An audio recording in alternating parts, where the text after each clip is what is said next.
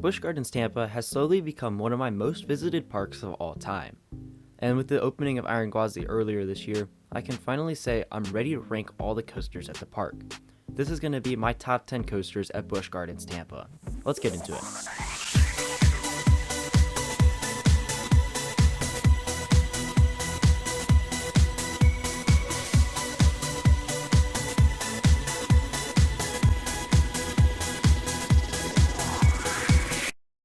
So to kick off the list, we have the kiddie coaster of the park, Air Grover.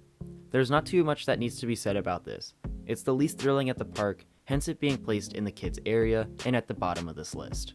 So quickly moving on to another small coaster for children. Serpent comes in at number 9. This coaster is just a Wild Mouse clone, nothing too special about it, and definitely geared for young thrill seekers. However, it is a step up from Air Grover, at least to me anyway, so it takes the spot ahead. And speaking of step-ups, number 8 takes the intensity slightly higher. This spot goes to Scorpion, the Schwarzkopf coaster. This thing may be small, but it definitely is intense. Compared to the last two, this is an easy win in intensity. I would say in general the coasters left are bigger, badder, and overall more fun, so this one has to take the number 8 spot. So with that being said, number 7 is Tigris. Out of all the major coasters at the park, Tigris is the one I would want to ride the least. It's a skippable ride, if you know what I mean. If the line seems too long, I don't think it's worth the wait, especially because there's only one train on the track at all times. The ride experience is pretty quick and kinda uncomfortable, despite the comfort collars. So for those many reasons, Tigris will only make it as far as 7.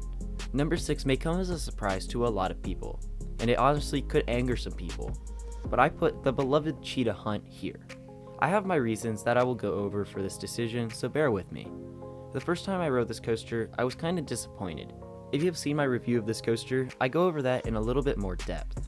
But I understand it's a family coaster and can't be everything you could ever want. That also feeds into this placement though. It's just a family coaster to me. The launches are fun, but other than that, it's kinda lacking. Meh, airtime and transitions don't do this famous coaster a justice. And when compared to thrilling machines that will come up later in the list, Cheetah Hunt does not compare in my book. That's the basis of this placement. So moving on to the halfway point, Cobra's Curse makes its appearance. This is another family coaster, I know, but look at the differences between it and Cheetah Hunt. First off, the theming is immaculate. That alone can get this a decent spot. And the ride experience is unique and fun. Cobra's Curse has an elevator lift, a forward section, a backward section, and a spinning section. And on a hot day, Cobra's Queue is where you want to be in the air conditioning. So overall, I think Cobra's Curse is a better bang for your buck. That's why I put it over Cheetah Hunt. From here on out, the coasters ramp up the intensity to a whole other level. To start at the 4th spot is Cobra. While it may not be the longest coaster, it has an amazing first drop, as many dive coasters do. And the Emmelman is fun as well. And who can forget the cool splashdown at the end of the ride? Cobra is generally a fun coaster, no complaints here. Basically, it uses the increased height and speed to pull away from the previous choices. Moving on to top 3, I have one of the most intense coasters I've ever ridden. Kumba takes the bronze position. This coaster takes no breaks, shredding through inversion after inversion. I've said it before and I'll say it again, Kumba is a beast. I love this ride and it needs no justification for why it makes the podium on this list. Coming in at the runner-up position is Montu, the B&M inverted coaster.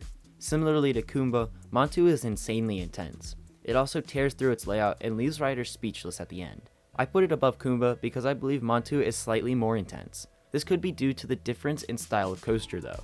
For example, having your legs feeling like they're about to be ripped off is something you would feel on Montu, and not on Kumba. Personally, I think it's one of the best inverts out there, and that's why it's able to take the number 2 spot on this list.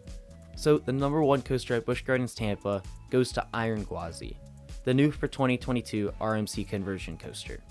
I think a lot of people could have seen this coming. If you've seen my review of it a couple of weeks ago, I stated this coaster is my current number 1. So I basically have to put it at number 1. But just for the sake of defense, let's look at the layout. Like the previous two, it hauls through its 4,000 feet of track. The downward barrel roll has got to be one of my all-time favorite elements on a coaster, and just everything from the train design to the purple track, the coaster is magnificent. So in my eyes, Iron Gwazi is the best coaster at Busch Gardens Tampa. And that's going to do it for my top 10 coasters at Busch Gardens Tampa. What do you think of my rankings? Let me know in the comments below. If you liked the video, make sure to leave a like and subscribe if you're new. Thanks for watching, and I'll see you next time.